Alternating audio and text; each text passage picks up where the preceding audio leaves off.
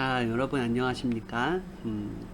이번 주에도 역시 제가 3번을 해야 되는데 2번, 원래 한 번밖에 못 할 거를 오늘 또 이렇게 진행할 수 있게 되면서 2번을 할 수 있게 되었습니다.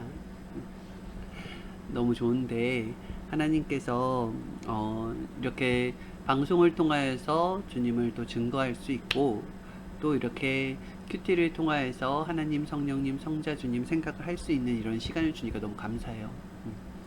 삶이 신앙이어야 되잖아요. 그래서 그것을 목적으로 계속 하고 있는 거예요, 방송을. 그리고 저도 삶을 배우는 거잖아요. 인생에서의 삶인데 딱 2가지예요. 하나는 육적인 삶, 하나는 영적인 삶인데, 육적인 삶이 뭔가 보니까 나를 중심한 삶이에요. 이게 바로 육적인 삶. 그리고 영적인 삶을 보니까 하나님을 중심한 삶이에요. 이 2가지가 되게 중요해요. 그래서 나로 태어나서 나를 중심에서 살다가 나로 인생을 마감하면은 내가 살았던 것의 결과를 받아야 되고요.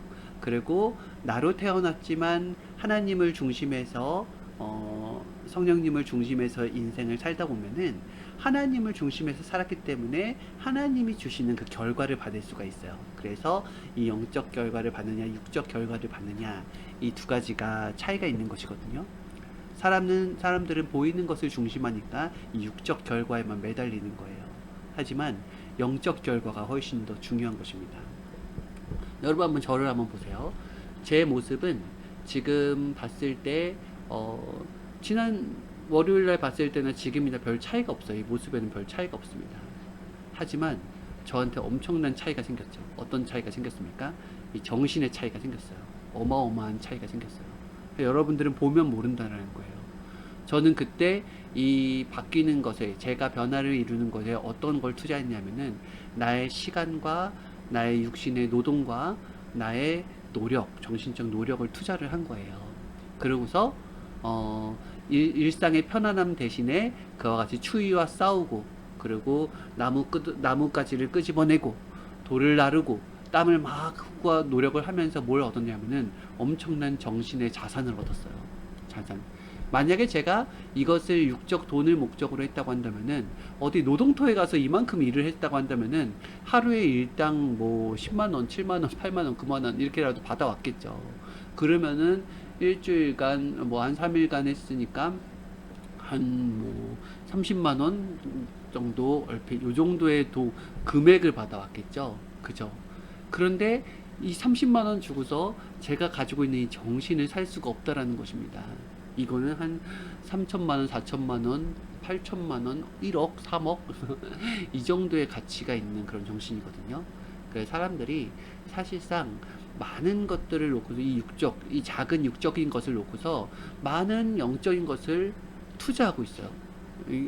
영적인 것을 위해서 육적인 걸 투자해야 되는데 육적인 것을 놓고서 영적인 걸 투자하고 있어요.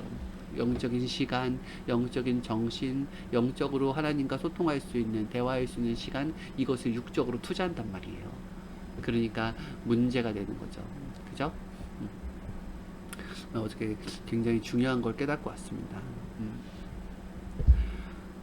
생명을 살펴라. 생명을 정말로 사랑하는 자가 생명을 최첨단으로 살필 수 있다. 여러분 이 관계성을 아세요? 다음 것도 한번 읽어드릴게요. 보세요. 하나님은 사랑 때문에 천지 만물을 창조하셨고, 또 사랑에서 기뻐서 즐거워해서 생명을 창조했다. 이 개념을 딱 보면은 어떤 개념이 생기냐면은 생명을 정말로 사랑하는 자가 자가 생명을 최첨단으로 살필 수 있다. 생명을 살핀다. 생명을 사랑한다라는 건 무엇이냐면은, 여러분들과 저는 태어날 때 생명으로 태어납니다. 그런데 이 생명이라는 존재의 근본은 바로 하나님이에요. 하나님이 생명의 근본이에요. 살아있는 모든 것의 근본. 그죠? 그렇기 때문에 생명을 사랑한다라는 것을 다른 말로 얘기하면은 하나님을 사랑한다라는 거 같은 거예요.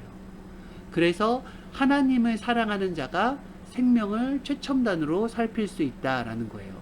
그죠? 생명을 최첨단으로 살필 수 있다.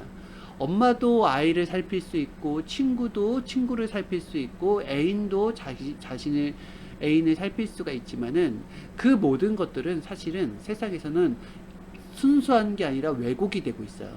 자기의 성향에 따라서. 그죠? 누군가를 사랑해서 살핀다고 하면서 애인과 애인끼리도 막 집착하면서 막 그를 막 가둬놓고 그를 막 폭력을 행사하고 집착하면서 어디 뺏기지 않으려고 막 엄청난 그런 잔인한 일을 벌이지 않습니까? 엄마가 자녀를 관리한다고 해놓고서 자신의 그런 어떤 그런 정신의 상태에 따라서 자녀를 때리기도 하고 자녀를 가두기도 하고 자녀에게 고문을 하기도 하고 그렇지 않습니까? 그렇게 하잖아요. 그래서 생명에 대한 것을 사랑이 자체를 깨닫지 못하니까 이 어떤 것들을 표현해야 될지 잘 모르는 거예요. 그래서 하나님이 바로 생명의 근원이요, 하나님이 사랑의 근원이기 때문에 생명에 대한 것도 하나님께 배우고 사랑에 대한 것도 하나님께 배워야 된다는 것입니다. 그럴 때에 하나님의 사랑을 깨달은 자가 생명을 살필 때 하나님의 마음으로 하나님의 방법으로 생명을 관리하고 살필 수가 있다라는 말이에요. 그래서 우리는 하나님에 대해서 굉장히 복잡하게 생각하는데 딱 한 가지밖에 없어요. 생명, 사랑, 이 두 가지가 바로 하나님에 대한 것들을 축소시켜서 놓은 가장 중요한 의미라고 봐도 과언이 아닌 것입니다. 그렇다면은 우리의 근본이 되시는 하나님은 어떻게 해서 그렇게 사랑하는 법을 어디서 배우셨을까요? 선생님이 참 독특한 질문을 하셨어요. 총인양 목사님이 이번 주 새벽 말씀에 되게 독특한 질문을 했어요. 이렇게 모든 것들을 사랑으로 너무너무 잘 관리하시고 예수님만 본다 할지라도 그 사랑의 그 자체의 크기가 어마어마하잖아요. 그러면은 예수님은 하나님께 배웠는데 하나님은 근본자라고 하는데 그래도 근본이 있어도 어딘가에서 배웠으니까 나왔을 거 아니냐, 이 사랑이. 하나님은 도대체 어디서 배웠을까라는 그런 순수한 질문을 하셨습니다. 그러면서 곰곰이 생각해 봤을 때 하나님은 성령을 사랑하고 성자를 사랑하는 것을 통하여서 그때부터 생명을 살피는 것을 배우지 않으셨을까라는 감동이 왔대요. 이거는 이제 정확한 어떤 메시지라기보다는 총회장 목사님의 생각인 거예요. 그러지 않았을까? 왜냐하면 삼위일체잖아요. 삼위일체가 계시는데 태초에 인류가 있기 전에 삼위가 먼저 계신 거예요. 근데 삼위는 각 위로 존재하면서 일체로 존재하기 때문에 각 위로 존재할 때 하나님과 성령의 사랑, 하나님과 성자의 사랑, 성자와 성령과의 사랑, 이것을 다 삼위일체를 통해 서로 배우는 거예요. 그러면서 사랑에 대해서, 생명에 대해서 고귀하게 만들게 되었다지 않았을까라는 것들이 총회 목사님의 생각이었는데 어느 정도 공감이 가는 부분이 있습니다. 왜냐하면 결국 사랑을 해야지 사랑을 낳을 수가 있거든요. 사랑을 해야 사랑을 낳을 수가 있습니다. 그래서 내가 사랑하는 행위를 해야 다른 사람에게 사랑을 전할 수가 있어요. 현재 사랑의 소통이 되어 있어야지. 그렇지 않습니까? 안 그렇고 내가 사랑을 해야지, 내가 쫓겨서 해야지, 억지로 해야지, 이런 것은 사랑으로 이어지지 않습니다. 생명을 살피는 데 있어서 결국 무엇을 만들고 살피고 관심을 갖는 것은 무엇 때문이다? 바로 사랑에서이다. 사랑에서이다. 이 물건도 마찬가지예요. 이 물건도 내가 아끼고 애착하고 사랑하면은 이걸 잘 관리해요. 근데 내가 이걸 별로 아끼지 않으면 막 관리해요. 그렇죠. 물건도 마찬가지예요. 누구나 그래요. 똑같은 것을 똑같이 관리하지 않아요. 자기가 사랑하는 정도, 자기가 정말 좋아하는 정도에 따라서 애지중지 관리하느냐, 대충 관리하느냐, 막 관리하느냐 달라지게 되어 있죠.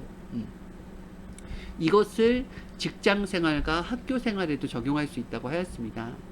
직장생활도 그냥 나에게 돈을 주니까 내가 해야지 라는 식으로 하면은 힘들고 어렵대요. 학교생활도 내가 그냥 다녀야지, 누가 시키라고 부모님이 시켰으니까 다녀야지 라고 하는 마음으로 억지로 하게 되면은 재미도 없고 힘들고 어렵다고 하였습니다. 직장 생활하는 것도 좋아서 기뻐서 해야 더 활동하고 싶고 내 삶의 일부가 되어서 그때에도 콧노래가 나오면서 즐겁게 할 수 있지. 학교 생활도 어차피 하는 것이지만은 거기에서의 장점들을 생각하면서 거기에 마음을 두고 더 좋아하게 되고 사랑하게 돼야 그 자체의 일과 속에서 사랑의 에너지가 쏟아져 나오지, 안 그러면 힘들어서 못한대요. 생명을 사랑하고 살피는 데 있어서 총회장 목사님께서 하신 방법이 있다 그랬어요. 왜냐하면은 하나님께서 하나님의 사랑, 하나님을 사랑하는 법을 먼저 가르쳐 주시고 하나님을 사랑하게 되니까 하나님은 그 하나님의 본심을 나타내셨습니다. 생명을 사랑해다오. 나의 마음으로 생명을 사랑해다오. 그래서 그때는 이미 선생님께서 하나님을 너무너무 사랑한 때였기 때문에 하나님이 원하는 것을 해드리고 싶었던 거예요. 그래서 생명을 사랑하게 되었다고 하였습니다.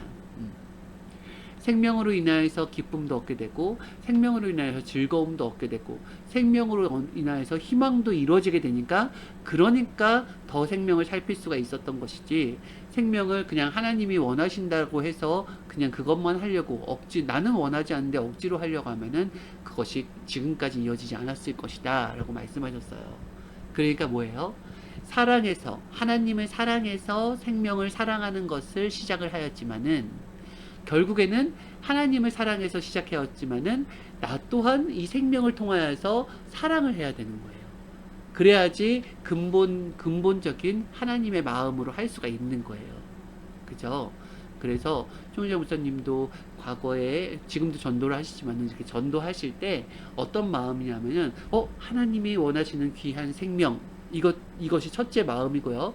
두 번째는 생명을 잘해주는 것은 우리 모두가 하나님의 분체고 지체이기 때문에 하나님께 잘해주는 거구나. 그리고 생명들에게 잘해주니까 이 생명들이 또 나를 좋아해주기도 하고 또 하나님께 생활이 변화가 되어서 더 좋은 모습으로 바뀌기도 하고 서로가 서로에게 에너지가 되고 힘이 되기도 하고 선생님이 어려울 때 이 생명을 통하여서 어려운 문제들이 해결되기도 하고 이렇게 상부상조하면서 사랑의 세계니까 생명을 살폈는데 결국 사랑으로 되돌아오더라는 거예요. 이것이 큰 것입니다. 알겠죠? 그런데 생명 사랑을 노동으로 하잖아요. 그러면은 결국 생명에게 집착이 되고요. 생명에게 자기의 스트레스를 푸는 경우밖에 안 됩니다. 그래서 예수님께서 그렇게 말씀하셨죠. 지극히 작은 자에게 한 것이 나에게 한 것이다 라고 얘기했잖아요. 지극히 작은 자를 살펴준 것이 나에게 한 것이다. 이 모든 것들이 하나님과 나와 생명과 이렇게 연관되어 있기 때문에 지극히 작은 자에게 한 것이 하나님께 한 것이고요. 지극히 작은 자를 잘 살핀 거, 내 몸같이 살핀 것이 나를 살핀 것과도 같은 거예요. 이렇게 연관되어 있어요. 이렇게 연관되어 있는 게 인간뿐만 아니라 만물도 이렇게 연관되어 있다고 하였습니다. 하나님과 인간과 생명과 만물 모든 것들이 다 이렇게 사랑으로 연관되어 있는 거예요. 그래서 만물들도 잘 살피잖아요. 그럼 결국 만물들도 나를 사랑하게 되고 나랑 사랑의 연관성이 있게 되어서 나에게 큰 혜택을 주게 된다라는 것입니다. 그래서 총인영 목사님께서 원래 태어나신 고향 땅에다가 하나님의 자연 궁을 만들어 드린 거예요. 자연은 하나님이 만들었죠. 인간이 만들 수가 없는 거죠. 그래서 이 자연을 만들었는데 이 자연을 향한 하나님의 구상이 있겠다 해가지고 하나님의 구상을 받아서 내가 몸이 되어서 하나님의 육신이 되어서 그걸 실천을 해준 거예요. 굉장히 오랜 기간 동안. 그랬더니 어떻게 됐어요? 이 자연 하나님의 구상이 담긴 자연 성전이 되었죠.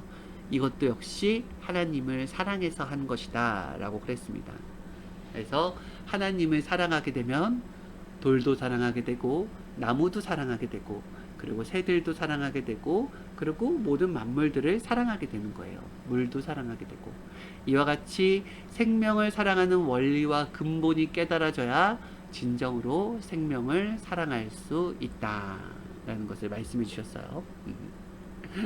네, 조현정 목사님이 이제 어제 새벽 말씀에 얘기해 줬잖아요.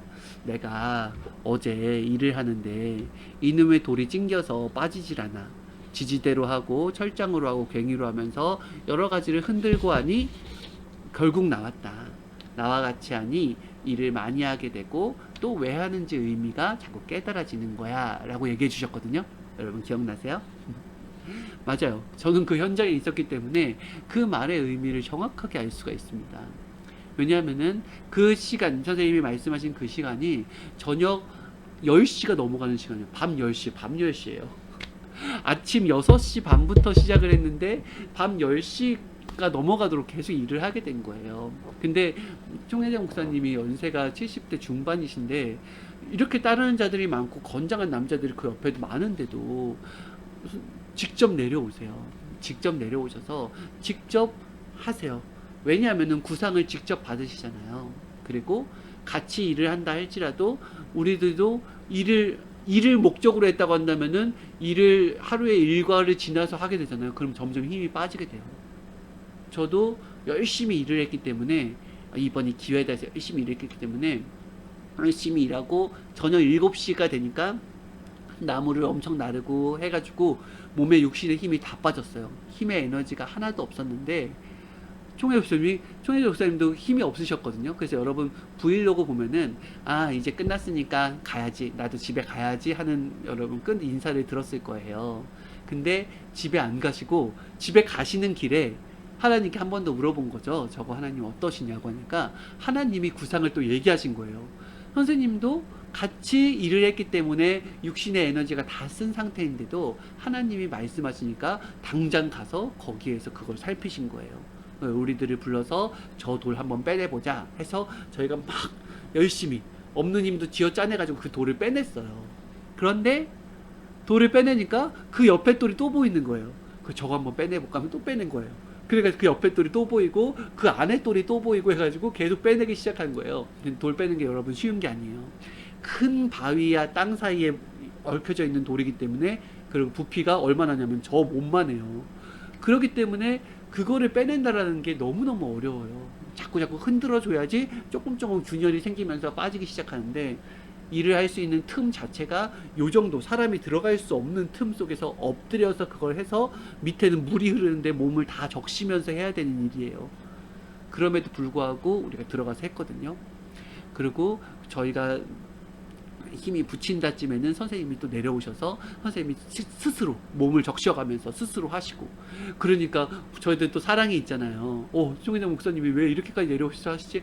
더 해야겠다면서, 그렇게 하면서 일의 에너지가 서로 막 사랑의 에너지가 막 불타면서 밤 11시까지 그렇게 일을 하게 된 겁니다. 일을 해보니까 거기가 완전 돌로 막혀져 있던 곳인데 굴이 생겼어요. 굴이. 저희가 돌을 하나둘씩 막 빼기 시작하니까 마지막에 보니까 거기 굴이 생겼어요. 그리고 마지막에 진짜 안 빠지는 돌이 밑에 있었는데 그거를 막 지렛대로 막 해도 안 빠졌었어요. 수십 명이 달라붙어도. 그런데 계속 끝까지 하니까 나중에 그 돌이 빠졌거든요. 그때 이제 총회장 목사님이 영감을 받으셨는데, 어떤 영감을 받으셨냐면은 이 돌은 태초부터 여기 박혀있던 돌이라고.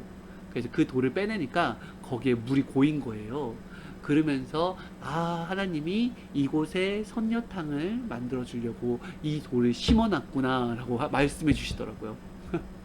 어마어마했어요. 그래서 그 돌을 빼낸 자리가 이런 웅덩이가 생기는데 물줄기가 내려왔다 그랬잖아요. 그 물줄기가 거기 고이게 되면서 그쪽에 큰 선녀탕이 생기게 된 거예요. 뭐를? 큰 바위를 우산으로 한 상태에서 거기에 선녀탕이 생기니까 멀리서 보니까 그 전경이 어마어마한 거예요. 이와 같이 온몸이 흙투성이가 되고 밤 11시가 되었을 때 서로 얼굴 보면서 완전히 상그지가 따로 없다라고 하면서 웃어댔는데 근데 그렇게 보람이 있었어요. 총회장 목사님도 끝나고 나서 서로에게 농담도 하시면서 되게 활짝 웃으시는데, 야, 이렇게 행복한가? 몸은 여기저기 뻐근한 게 많은데 그런 것들이 다 지워질 만큼 다 끝나고 밤 11시에 라면을 먹었거든요. 근데 이렇게 맛있는 라면은 처음 먹어본다 라는 느낌이 들 정도로. 그래서 우리들은 이제 에너지를 쓸 때 우리의 육신의 에너지를 쓰면서 육신으로 한계선을 그어요. 오늘 내가 좀 피곤하다. 오늘 나 좀 몸이 안 좋은 것 같은데 오늘은 나는 오늘 난 이 정도 하면 됐어. 더 이상 할 수 없어. 이렇게 하면서 우리 육신의 한계선을 두잖아요. 사실은 그거 다 가짜라는 것을 깨달았어요. 육신의 한계선이 아니라 정신의 한계선이었어요. 제가 그 몸소 체험했잖아요.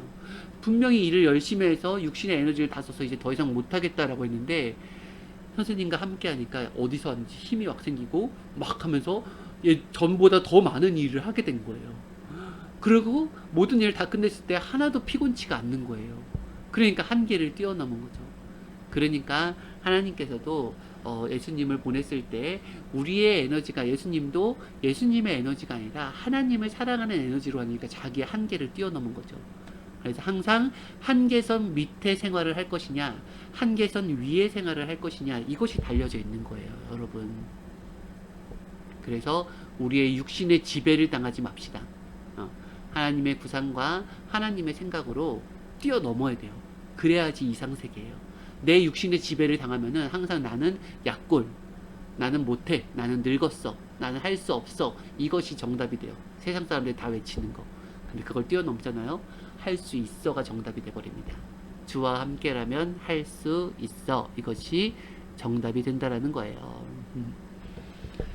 송혜자 목사님의 잠언 중에 그게 있었어요.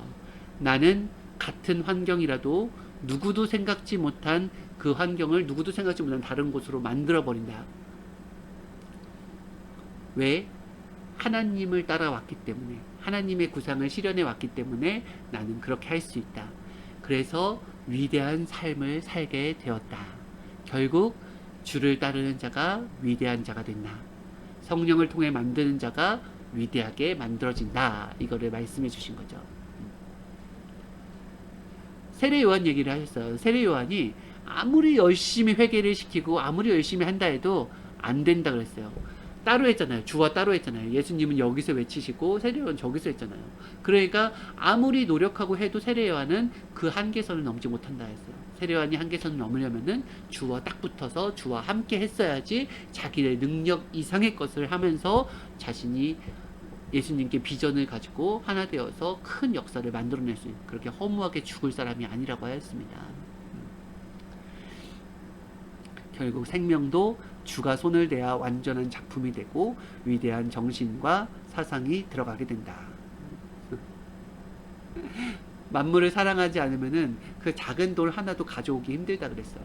결국 사랑하는 자에게 그 작품이 붙는다고 하였습니다. 여러분도 한번 관심을 가져보세요. 나무에 관심을 가지고 돌에 관심을 가져보시고 하면은 어마어마한 작품이 붙게 될 수 있어요. 사랑을 하게 되면은. 하지만 먼저 뭘 살려야 돼요? 신앙을 살려야죠. 그냥 돌에만 매달리고 나무에만 매달리는 게 아니라 먼저는 신앙을 살려야 됩니다. 그래야지 다른 것도 잘 되는 거예요. 먼저 사업에 신경 쓰는 게 아니라, 먼저 예술에 신경 쓰는 게 아니라, 먼저는 모든 분야 중에서 정치, 경제, 사회, 문화, 예술, 스포츠 모든 분야를 통틀어서 먼저는 신앙을 신경을 쓴 자가 주와 일체되어서 스포츠를 하고, 주와 일체되어서 예술을 하고, 주와 일체되어서 정치를 하고, 주와 일체되어서 과학을 하고, 그러면서 주님의 이상세계를 만들어가는 거예요. 그렇지 않으면은 인간이 만든 정치, 과학, 문화, 학문, 과학 이 정도의 세계에서 만족할 수밖에 없는 거죠. 자기 신앙을 세우는 데는 본인도 먼저 악착같이 해야 된다. 그리고 열심히 일을 하다 보면 이럴 때가 있어요. 진짜 일을 했는데, 그때도 선생님과 같이 일을 하는데 일을 해도 끝이 없는 거예요. 땅을 파서 길을 만들어야 되는데 밑에 튼튼한 땅이 나올 때까지 하는데 파도 끝이 없는 거예요. 이걸 계속 삼태기로 드러내고 있는 거예요. 긁었는데 또 나오고 산길도 선생님이 길을 닦는데 길을 이제 다 닦았다라고 했는데 저기 큰 돌이 또 보여요. 가서 돌을 또 치웠는데 저기 보면 또 보여요. 계속. 도대체 언제까지냐라고 했을 때, 길을 멋있게 만드는데도 끝이 없고 생명을 멋있게 만드는데도 끝이 없다. 오늘 다 했다고 해도 내일 또 보인다. 그래서 하나님이 도대체 언제까지입니까? 라고 했을 때는 끝까지다 라는 말씀을 하신대요. 생명 관리도 끝까지다. 생명 관리도 끝까지인데 그러면 계속 그 한 생명을 전도해서 끝까지 관리해야 되나요? 라고 했을 때 본인 책임 분담의 시간은 3년까지라고 하였습니다. 3년 동안 본인도 열심히 목숨 다해 관리를 해야 되고, 그리고 생명도 악착같이 붙어서 열심히 배워야 된다 그랬어요. 그러면 3년 안에 이 생명은 자동화 인생이 되고 본인도 수준이 높아져서 그 다음 단계에 또 전도를 할 수 있다고 하였습니다. 재밌죠 여러분? 그죠? 네, 이렇게 생명을 사랑하면서 가는 거예요. 이렇게 생명을 사랑하면서 주님의 뜻에 따라서 가는 것입니다. 절대로. 내 생각은 어떤 생각이다? 사망의 생각이다. 결국 자기 주관, 자기 중심 하게 되면은 육도 영도 사망권을 벗어나지 못하게 되고 하게 되니까 오직 성령과 주의 생각으로 살아라 라는 것이 오늘 마지막 메시지였습니다. 여러분 잘 들으셨습니까? 느낌이 다르죠? 갔다 와서 정신 좀 얻어맞고 와서 큐티 하니까 좀 다르죠? 네. 여러분 오늘 하루도 잘 보내시고요. 생명을 살피는 거예요. 생명을 살피는 것. 그것은 우리의 뭐랄까 우리의 사명이에요. 생명으로 태어났으니까 생명으로 사랑을 받고 생명을 사랑으로 관리하는 우리의 소명이 되는 것입니다. 자기의 소명을 잊지 마세요. 그거 안 하면은 공고해요. 생명을 살피는 일을 안 하잖아요. 그러면 공고합니다. 생명을 살핀다라고 하는 것은 나를 살피는 것도 있고요. 내 주변을 살피는 것도 있고 그리고 우리 옆 사람을 살피는 것도 있어요. 여러분 옆에 있는 사람들도 생명이에요. 꼭 새로운 생명만 생명이 아니라. 그죠? 여러분에게 지금 제가 하나님의 생명의 말씀을 전해주는 것도 여러분들을 살피는 것입니다. 주님의 마음으로. 왜요? 보다 아는 자가 전해주는 거예요. 여러분들이 또 가서 또 정신교육을 받았을 때에는 여러분들도 저에게 알려주시기도 하는 거고요. 그래서 서로 살피는 것입니다. 서로 살피면서 항상 생명을 살피는 것을 나의 주업으로 삼고 끝까지 주님을 사랑하며 살았으면 좋겠습니다. 됐죠? 여러분 안녕히 계세요. 다음에 만나요. 안녕.